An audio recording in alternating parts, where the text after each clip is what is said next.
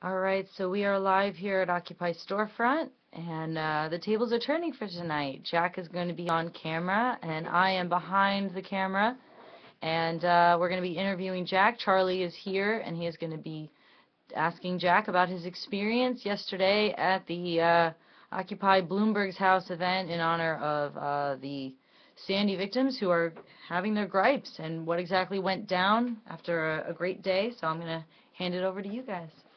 So, Jack, I guess the first thing to ask is really, you know, where was this protest and what was it about? It was on 79th Street at Mayor Bloomberg, Moldberg as we're calling him, at his one of his houses, I'd imagine, of the many he has. And it was against the lack of help, the lack of support by the city, by the mayor, by FEMA, Red Cross, organizations that claim to that helping with these types of disasters is their bread and butter, and just the lack of leadership, the lack of resources, the lack of standing behind the common people on the street. Yeah, the lack of all of it.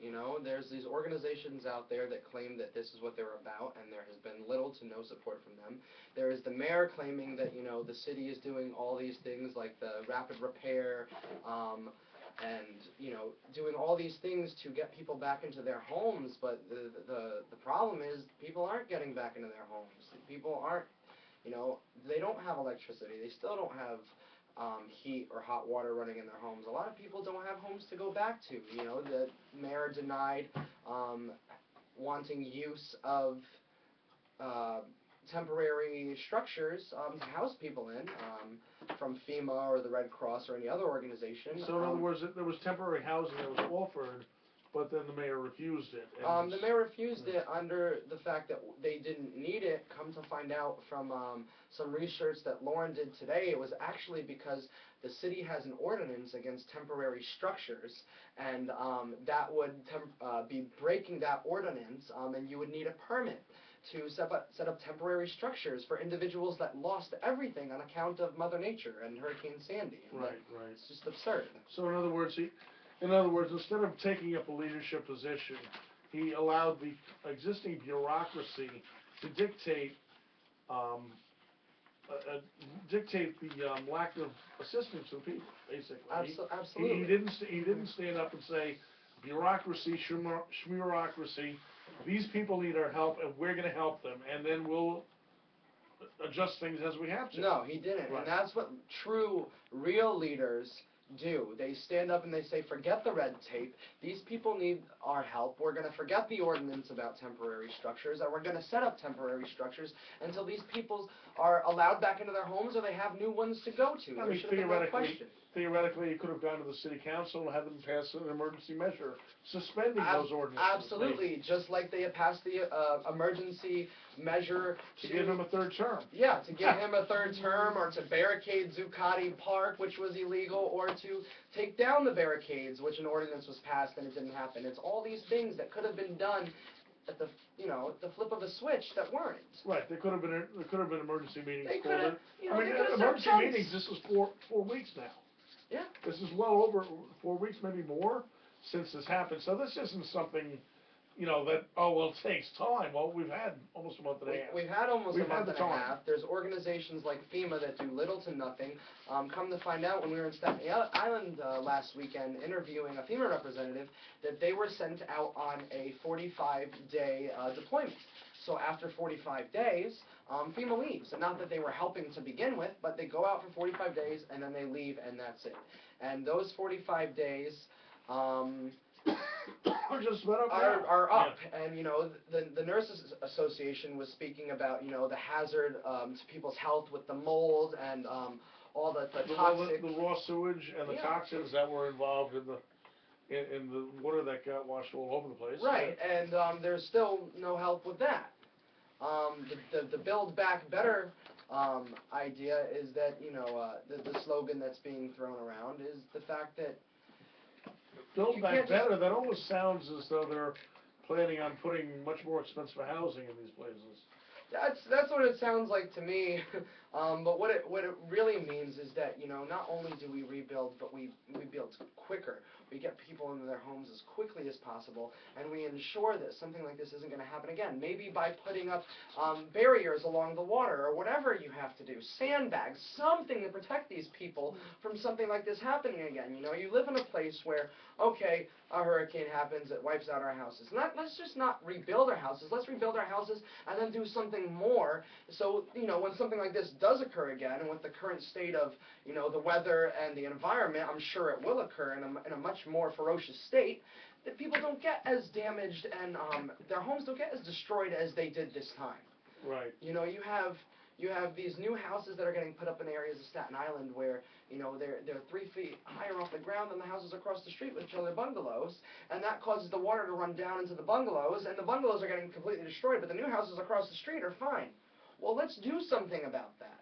Not just, oh, let's just build back the house. As part of a long-term plan, you're saying that Absolutely. there should be more research going into the planning, and again, this is yet again another example of a lack of appropriate leadership. A lack of appropriate leadership, a lack of compassion.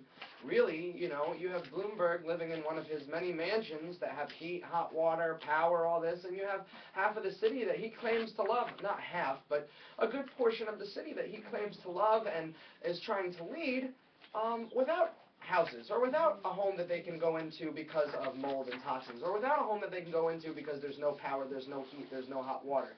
I find it hard to imagine that man finds it easy to sleep at night, and if he does, then he's just as disgusting as I thought he is, you know? Right. So now getting back to the protest, how many people showed up for the protest? If I would have to guess, maybe 200 people, maybe a little more, showed up for the protest, and I was just blown away at the amount of people that had shown up, because when we first got there, you know, there was a handful of people that were in a cage, as we like to call it, a freedom cage, set up across the street from Bloomberg's house. They had barricaded all of 79th Street, so you couldn't even get near it. And that's where the action was originally supposed to take place, as many others at Bloomberg's house, and they always barricade the whole street. They don't let you anywhere near his house. They set you up across the street on Central Park Avenue, 5th Avenue, against that wall there by Central Park at the beginning of it. And they put barricades up, and go inside the cage if you want your freedom of speech. And Lauren and I showed up along with the many others, and we're like, you know what? We've been doing this for the past year and a half with you guys, and we're tired of having to go in a cage to you know, for freedom of speech, to speak our minds, to you know, protest and stand up against the lack of compassion and the lack of support that has been given to people that are in dire need. This isn't about a political agenda in Wall Street. This is simply about compassion and human beings at this point. Sure, absolutely. Now, let me ask you something else. Was this just one group that showed up, or was this just for... No, it was Occupy. It was a lot of community members that had their homes damaged, you know, and it's not just like, it's just those Occupy Wall Street protesters again. And Bloomberg, he's more concerned about calories and who's drinking big gulp sodas than the people that are outside his house saying, hey, we need help. Mm-hmm. No, you know, just have your 16-ounce soda instead of your 32-ounce, and that'll fix your house. Right. Now, how was the news about the protest spread? Was it just Facebook, or was Facebook and Twitter? There was a Facebook posters? event. I saw a lot of various flyers. I'm sure there was a lot of news spread about this protest that I wasn't aware of. We heard of it through a few friends. Now, I've been in a number of different protests, and, you know, I've often seen during marches where people, you know, you'll pick up people from the side of the road. Yeah, freedom cage is ridiculous. Was that happening at this point? Were the people joining in? Passers A few people. What I really saw, you know, when we got there, you know, there was a lot of people there already, and then we went on a march around the block, and two more marches merged with I'm ours, with you which on I was that. really surprised about, and that was really cool, you know. Thinking you only got like 100 people, and then another 20 show up, and then another 50 show up, and by the end of it, there was definitely at least 200 people there. Sure. So how about the police presence? Were there a lot of police there? There was an extreme amount of police there. Definitely way more than there should have been for something like this. especially since, and it was not only the fact that there was a lot of police there, just the lack of compassion that they showed towards what people were standing up against. A lot of A lot of police officers have houses in the Rockaways. In the Rockaways, in Staten Island, Yeah. Police officers, fire department. So I was really surprised that they were so just like, stone-faced at the fact that, people were out here expressing their gripes about the lack of support they got, especially when, we were protesting for them too. Right. I'm sure there's tons of NYPD officers, retired or non-active, and fire department that were affected by Sandy, and they're also not getting much support, I imagine. Right. I believe there were 3 arrests. So the police were very Matt aggressive. Sayer, Jack Amico, and one other individual. I don't think there were 4. We counted 3. Jack was the only streamer. I only thought there was 2. Me and Matt. I wasn't aware of a 3rd one. There may have been. Okay, so it might have only been 2. We're not sure.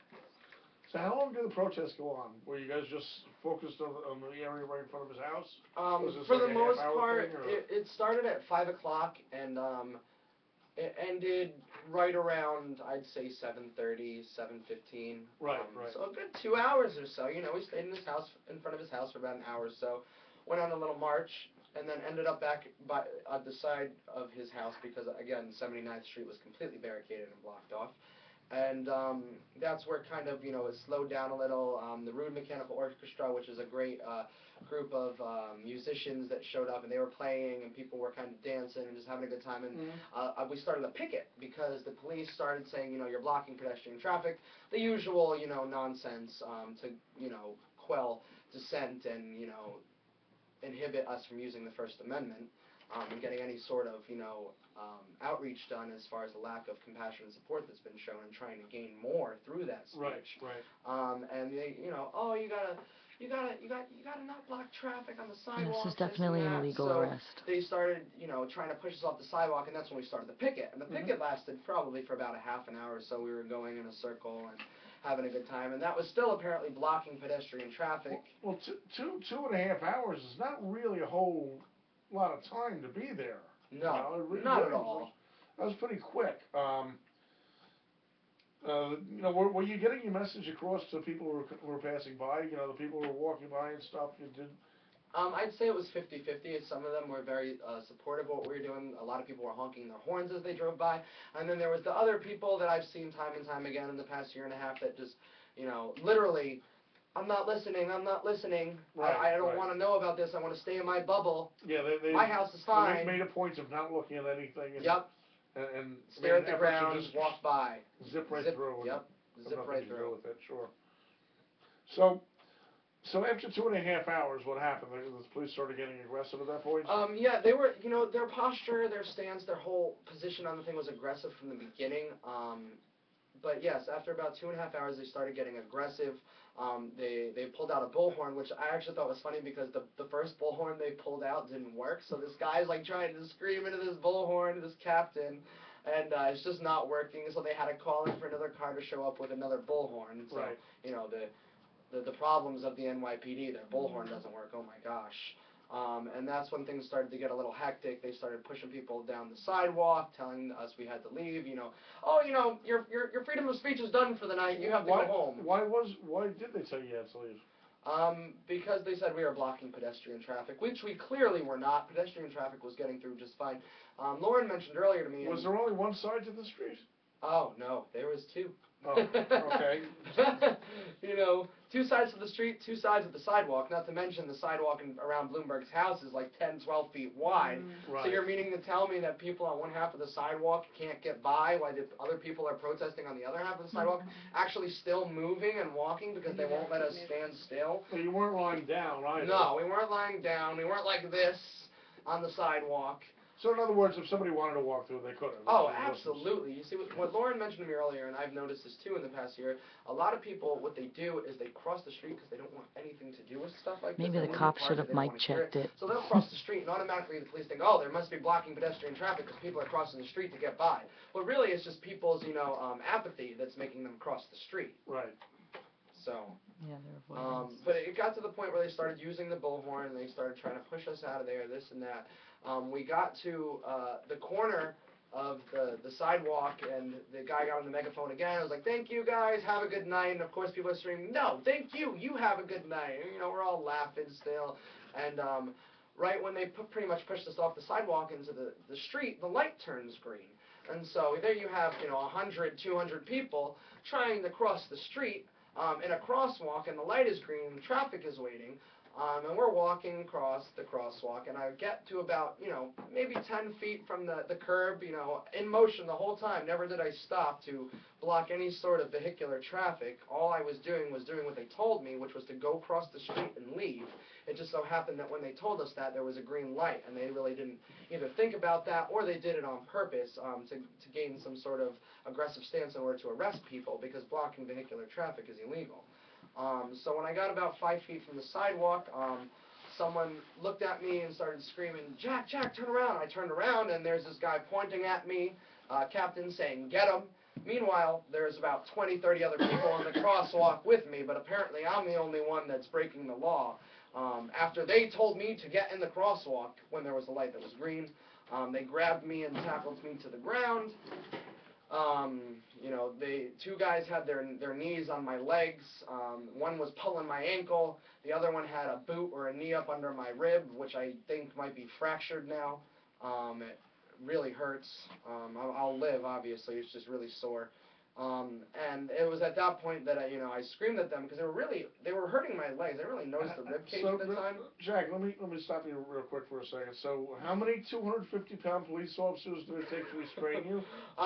6 250-pound police officers to restrain little old me that weighs 120 pounds. So when they came over to arrest you, did you struggle? No, I did not struggle. I did not resist arrest. The only thing I did was put a death grip on my camera because the stream was on, so they didn't, throw it or anything. But I did not resist. I did not struggle. The first thing they did when they grabbed me is throw me to the ground, my face in the cement, knees on my legs, a knee under my rib or a boot, and they had their hand on the back of my head, pushing my face in the cement. It was at that point, my legs were really what was hurting the most, and I screamed at them. I was like, "I'm not resisting, you fuckers, get off my legs." Yeah. And to my surprise, they actually did. Right. I was very surprised that they did when I said that, because usually they put their knees down harder. That at least was thoughtful. That was nice, So they bring me over to the car, and at that point, I lose it, because, it's one thing if you're going to arrest me illegally, but to have to tackle me to the ground in the middle of a crosswalk, when you claim I was blocking vehicular traffic, you put me into that position to begin with, and then you block vehicular traffic because you tackle me to the ground in the middle of the street. They bring me over to the car, and now they could have just as easily walked up to you and slapped cuffs on you. They could have easily walked up to me and slapped cuffs on me. They could have walked up to me and grabbed my arm and said, "Come this way with us, you're getting arrested." They could have done numerous things that weren't violent and aggressive and atrocious and a violation of my human rights, but they didn't. Ping's also noting that it is their duty, if they want to arrest somebody in traffic, they can hold traffic. They have the right to, and they could have allowed everyone to pass. Oh, of course. Before, yeah, it's just another example of things they could have done. Yeah, but they could have done a numerous amount of things, but they didn't. They bring me over to the car, and at that point, like I said, when I get arrested... Oh, Susan, we were just announcing that we would be heading on the road in January, because the group here didn't know. At that point, it's very difficult to restrain your natural adrenaline responses when you get tackled to the ground. It's almost impossible to remain completely calm. And I know. It's just a normal functioning of your endocrine system. Yeah, and that's what I've tried to tell myself time and time again, because I've been arrested 5 times for Occupy previous to this, and every time I've been arrested, it was illegal and it was in an aggressive manner. And every time I try and tell myself, I'm not going to flip out, I'm not going to scream, I'm not going to curse at them, I'm not going to yell, because it doesn't really do much. They don't care. They just follow their orders. And if they do care, they certainly don't show it, ever. Mm-hmm. But I did flip out. I started screaming at them. There's tons of people in Staten Island, and I'm sure there was a bunch of curse words in between them there. I just can't remember all of them. But I said, there's people in Staten Island and Rockaways that don't have homes to go back to, that don't have power, heat, and electricity, that are starving because there was a lack of support by the city. The only support they've gotten is from the community. Thank God for the kind people of the community and of Occupy, because if not for us, what would these people have done? And, you know, I'm screaming at them. There's tons of other people that you could be helping, but you're out here arresting me and quelling freedom of speech because we're trying to get people help. When your efforts could easily be going to help somebody. What is wrong with that, you know? And I know what's wrong with it, but that's what I'm saying to them. Right. And you know, they get me to the car, and they do the whole, oh, we don't know where you're taking you yet thing, and the other gentleman that was arrested with me, Matt Sayer, his girlfriend asked the police officer where they were taking us. They didn't know at that point, so they hadn't taken us. And the second they find out that we're getting taken to the 33rd, they start to pull away, and his girlfriend asks again, where are you going? And he lied. So I started screaming out the window, the 33rd, the 33rd, you fucking liars. Yeah. And so it's like, come on. You know, and the 33rd, meanwhile, we're on 79th Street on the east side. The 33rd is on 168th Street on the upper west side. So let me see why they took us there, but to We're going to try to come to the Big Island. We'd have to talk more about that later. And anything like that. Make it unreasonably difficult for people to continue get you out, and Yep. et cetera. Yeah. So yeah, they took me there, and that was a good 2-hour waste of my time. And you know, when I was about to get let out, you know, at first they were going to send me to 100 Center, because apparently when you have priors with arrests for protesting, they're going to send you to 100 Center. At least that's what my arresting officer told me. And I know that you can have 20 priors as long as they're not violent and they're not felonies. You usually get a DAT. 100 Center is? 100 Center Street is the main court system. It's the Tombs, also known as Central Booking in Manhattan, on the lower. So in other words, Manhattan. he was suggesting that because of your prior arrests, right, that you were going to have to be detained for the night, and well, at least you were going to have to get arraigned that night. I was what? You were going to have to go in front of a judge and get arraigned that night. No, I would actually, if I would have went to 100 Center, they were saying that I was going to be in there till Monday morning. Even though I know there's Sunday court. Right. Like, that's what they were saying, that I was going to be in there till Monday morning. But that's what they told me, and so I was like, God, you know, damn, I'm going to have to sit in, you know, Central Bookings all weekend. And it's not that I'm scared or anything, it's just annoying, and it's frustrating. I don't like being in a cage, especially when I've done nothing wrong. Right. Not that I think that me doing something as, you know, bad as blocking vehicular traffic warrants me getting put in a cage for 3 days. But what happened was, after they were saying that I was going to be at 100 Center, a lot of support came in from the chat from a woman Ping and Susie Q and a bunch of other chatters that from across the country, mind you, that called in and stated that, you know, he had done nothing wrong, this, that, and the other, to try to get me to DAT. And that got me a DAT. And then, right when my arresting officer starts filling out the DAT form, he said, hey, you're going to be out in 5 minutes, this and that.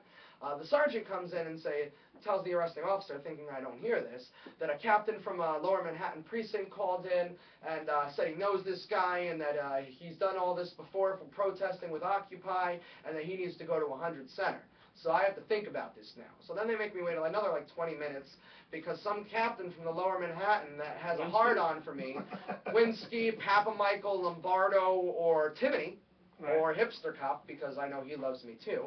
One of the 5 of them called and said that, you know, we know this guy. Right. So, which is honestly probably why I got arrested in the first place, is because we know this guy. Yeah. You know, even though there was 20 other people on the crosswalk next to me. So I'm sitting there another 20 minutes. So, and then Jack, you do cut a dashing figure. Yeah, I don't make it very hard for them to notice me. Right. No. But they pretty much let me go, thank God, even though some captain called and said that, you know, I should be this and that. And of course I was targeted. There was 20 other people on the sidewalk, in the crosswalk with me, that they told us to go into. I'm the only one that's pointed out. I'm the only one with a camera in my hand in that crosswalk at that point, as far as I could tell. And I recognized the captain. Chris Phillips actually had you on film too. That's where I first saw. Oh, right. There was a few people that got me on film, but I didn't notice anybody standing there. I mean, maybe there wasn't. Not the point. But the captain that pointed me out, I knew I recognized him from the second I saw him earlier in that night before any arrest had happened, and I knew he recognized me. And when he pointed me out, I was like, oh, great. And, you know, they just like this, that guy, get him. And that's not even a lawful order. When a captain says, that guy, get him, that's like, you know, telling your goons that they're your dogs to sick somebody. That's not a lawful order. It's not like arrest that man. There was nothing in the book that says get him warrants officers going to arrest somebody. It's not a lawful Well, order. apparently they had planned to make at least several arrests today, and you just happen to be one of them. I did, and the other Yep. gentleman that happened to be the other was also somebody that I feel was targeted. He Right. was walking on the sidewalk, just like everyone else, before we got to the crosswalk, right before I was arrested. He is somebody that has had multiple arrests for Occupy. He is somebody that him and his girlfriend have been put on mainstream media back during the days of the park as professional agitators. They blasted her all over CNN, this and that. His girlfriend's done interviews on RT News about it. They have their pictures up in every precinct. So, needless to say, the fact that me and him were arrested together and no one else for doing the same thing on the same time and the same night, we were targeted. Sure, sure. For sure. Well, you know, an important thing to bring away from this is that it seems that the phone calls to the precincts were actually effective in this particular case. Absolutely. It seems like that works, so listen, great job, guys. Yeah, thank you so much. Really, I mean, before the call-ins with the precinct for me, they have done this for multiple individuals. Michael Pelagatti of the Pella Report, Elizabeth and Lorenzo of Occupella, calling into the DA's office, calling into the precinct, saying they were illegally, falsely arrested. Their press, not to mention, yes, I'm a citizen journalist. On top of all this other nonsense. Right, right. Now, I mean, I know this, but any number of times where I've been watching other of the streams, whether it was during the casseroles marches, where they would just where police would pull people out of the line for no real apparent reason and arrest them. And it, of course, everyone claims that this is targeted arrest. This is targeted arrest. So, as a one-time incident, it's difficult to tell. Right. I have been targeted 2 other times. Again, like I said, I've been arrested. This is my 6th arrest. There's 2 other times that I know for a fact I've been targeted. The captains that pointed me out knew who I was. I knew who they were. They pointed and singled me out. Nobody else. One of them, I actually was able to convince the officers that grabbed me to let me go, which was amazing because the captain that knew me pointed me out. 2 guys that didn't know me grabbed me in this scuffle while I was trying to de-arrest somebody, and I just kept screaming at them, I did nothing wrong, I did nothing wrong. And by that time, the captain had moved on already. So these guys didn't know me, thank God, and they were just like, all right, well, just be careful, be nice, and go ahead. Yeah. But they had my face into a wall at some store. It was during a pipeline action, actually, for what is it called? The tar sands pipeline? No. This is in New York City for the pipeline that they're looking to. I forget the name of it. It's the fracking pipeline. Yeah, that one. Oh, the anti-fracking protest. Yes. Right. But yeah, I've been targeted before. I've had arrests where I've been arrested for sidewalk chalk, and that was a targeted arrest.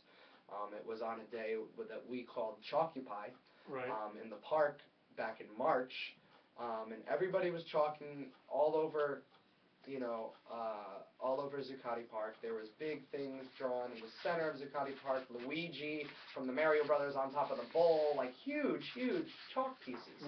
And I got arrested because I wrote "I Heart Hipster Cop" a few times. Well, apparently you may have spread the sexuality, James. You can take that as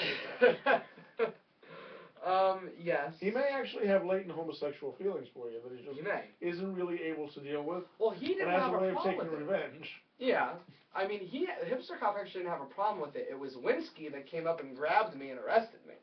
Hipster Cop saw it and laughed. Exactly. Winsky was jealous that it wasn't his name. Because, Hipster Cop just thought it was hilarious. Right. Spectra pipeline. Spectra, yes. Thank you, Susan. There's so many damn pipelines getting put into this country, I can't remember. Keystone, tar sands, yeah.